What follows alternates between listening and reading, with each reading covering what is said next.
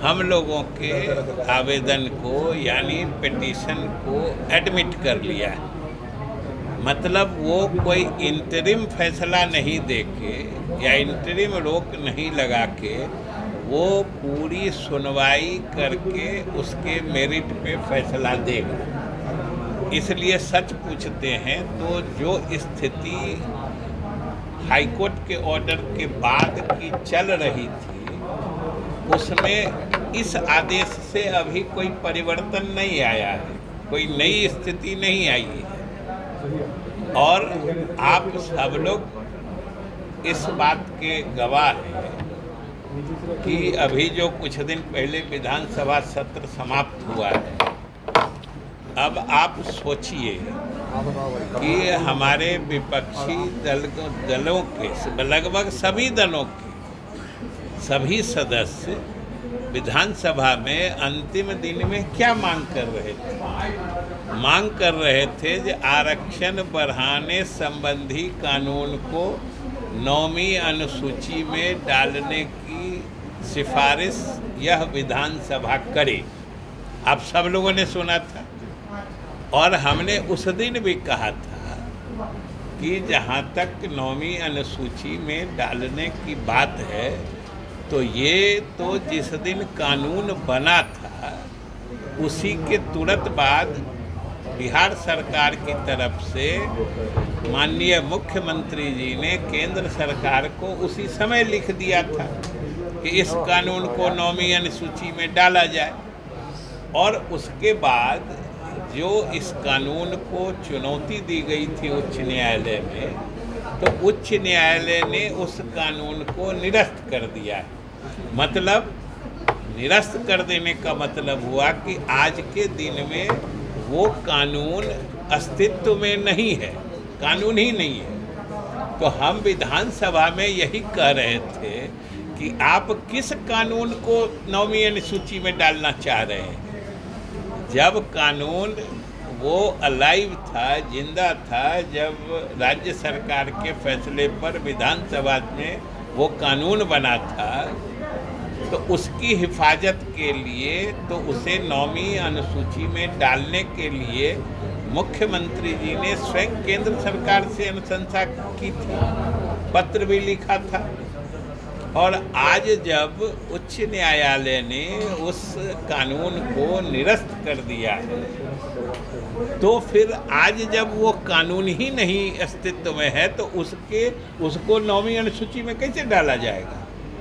ये सीधा सामान्य समझदारी की बात है। तो खैर, एक तो पता नहीं वो समझे ही नहीं इस बात को, या समझ के कोई जानबूझ के मैंने पब्लिक में अपना क्रेडिट स्कोर करना चाह रहे थे, क्योंकि जातीय गणना करा करके जो दलित अति पिछड़े वर्गों की सही संख्या की पहचान करके उनकी बढ़ी हुई जनसंख्या के अनुपात में उनके लिए आरक्षण की सीमा बढ़ाने का फैसला तो मुख्यमंत्री नीतीश कुमार के नेतृत्व में लिया गया। उसके लिए कानून भी बना। ये पूरे बिहार की जनता ने देखा है, और ख़ास के गरीब तबका जिनके लिए आरक्षण की सीमा बढ़ाई गई है, वो लोग इस बात से अच्छी तरह से वाकिफ़ हैं जो कौन ये किया है और कौन करना चाहता है। तो हमको लगता है कि इन लोगों को बदहवासी है कि पब्लिक जो सारे मतलब गरीब लोग मुख्यमंत्री जी और एनडीए के पक्ष में हैं, इससे ये विचलित हैं, परेशान हैं, सही और गलत का फ़र्क भी नहीं समझ रहे हैं। जो कानून ही नहीं है उसको कह रहे हैं कि इसको अनुसूची 9वीं अनुसूची में शामिल करने की अनुशंसा कर दी। हमने विधानसभा में भी कहा था कि हम लोग जो उच्च न्यायालय ने इसे निरस्त कर दिया है उसके खिलाफ उच्चतम न्यायालय में हम लोगों ने अपील की है। और हम लोग आज अगर उच्चतम न्यायालय ने अंतरिम स्थगन आदेश नहीं भी दिया है और पूरी सुनवाई के बाद वो आदेश करना चाहते हैं, तो उनको अधिकार है। लेकिन आज भी बिहार सरकार और हम सभी लोग आशान्वित हैं कि अगर उच्चतम न्यायालय गहराई से हम लोगों के मामले को देखेगा कि हम लोगों ने तो आरक्षण की सीमा बढ़ाने का समुचित आधार दिया है, जनसंख्या से लेकर सामाजिक आर्थिक आंकड़े भी हम लोगों ने उपलब्ध कराए हैं कि बढ़ाने का पर्याप्त आधार है, इसलिए हम लोगों ने बढ़ाया है। और हम लोग आज भी आशान्वित हैं कि सुप्रीम कोर्ट पूरी सुनवाई करके हम लोग के पक्ष में फैसला देगा। और हमने कहा था कि एक बार उच्चतम न्यायालय से हम लोगों के पक्ष में फैसला आ जाने दीजिए, यानी अगर वो फैसला आ जाता है तो वो कानून फिर से अस्तित्व में आ जाएगा, जिंदा हो जाएगा, फिर हम लोग एक बार उसको नौमीन सूची में डालने की अनुशंसा करेंगे। इसलिए ये मुद्दा आज जो बात आई है उससे आज की स्थिति में कोई फर्क नहीं पड़ता है और न ही उससे सरकार के स्टैंड में कोई माने गिरावट या कोई घटोतरी होती है। हम लोगों ने तो कहा है, उन्होंने कहा कि नहीं हम पूरी सुनवाई करके करेंगे, अंतरिम आदेश नहीं देंगे। तो सर, विधानसभा सत्र के दौरान बीमा भारती ने मुख्यमंत्री नीतीश कुमार से मुलाकात की और चर्चा है कि वो फिर से जेडीयू में आ सकती है। क्या लोगों को समझ में आने लगा नीतीश कुमार कितने कद्दावर हैं? तो उनका साथ छोड़ना मतलब देखिए, अब बीमा भारती जी मिली नहीं मिली ये अलग बात है और इस बात का कोई बहुत ज़्यादा अर्थ मतलब भी नहीं है।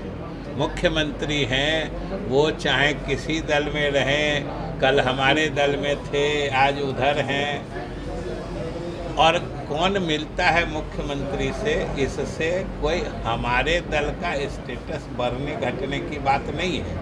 जहाँ तक मुख्यमंत्री कितने कद्दावर नेता हैं और जनता दल यू की बिहार में क्या अहमियत है, वो तो पिछले लोकसभा चुनाव के नतीजों से साफ हुआ है कि कोई एक चीज़ जो खास तौर से देश भर के मीडिया के लोग मान रहे थे, आप लोग, जो इस चुनाव में सबसे अधिक नुकसान जदयू का और नीतीश कुमार का होगा।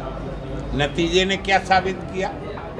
नतीजे ने यही साबित किया कि पूरे देश में अगर किसी एक नेता का चेहरा सबसे चमकता हुआ लोकसभा चुनाव के नतीजों के बीच से निकला तो वो नीतीश कुमार था। यही साबित हुआ, क्योंकि और आप सब जगह से देख लीजिए, आप एक आंध्र प्रदेश का उदाहरण दे सकते हैं, लेकिन फर्क जरा करके देखिए कि आंध्र प्रदेश में एंटी इनकम्बेंसी फैक्टर दूसरे उनका राज था, जगन मोहन रेड्डी थे मुख्यमंत्री, उनके शासन से उब के लोगों ने इनको मौका दिया था। और हमारे यहाँ क्या है, आज तक सुने हैं कि 18 से 20 वर्षों तक जो मुख्यमंत्री या जो सरकार लगातार काम कर रही है उसके विरुद्ध एक एंटी इनकम्बेंसी आवाज़ नहीं हो पूरे प्रदेश में। आप लोग भी तो पूरे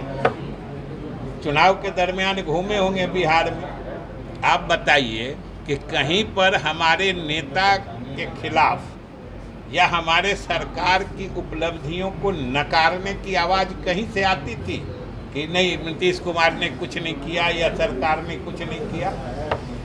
ये सोच के देखिए कि 20 बरस के बाद भी, लगभग 20 बरस पूरा होने वाला है, एक एंटी इनकम्बेंसी की आवाज़ पूरे 2 महीने के चुनाव कैंपेन में पूरे प्रदेश के किसी कोने में नहीं है। ये हमारे मुख्यमंत्री की खासियत है, ये हमारे पार्टी की खासियत है, ये हमारे गठबंधन की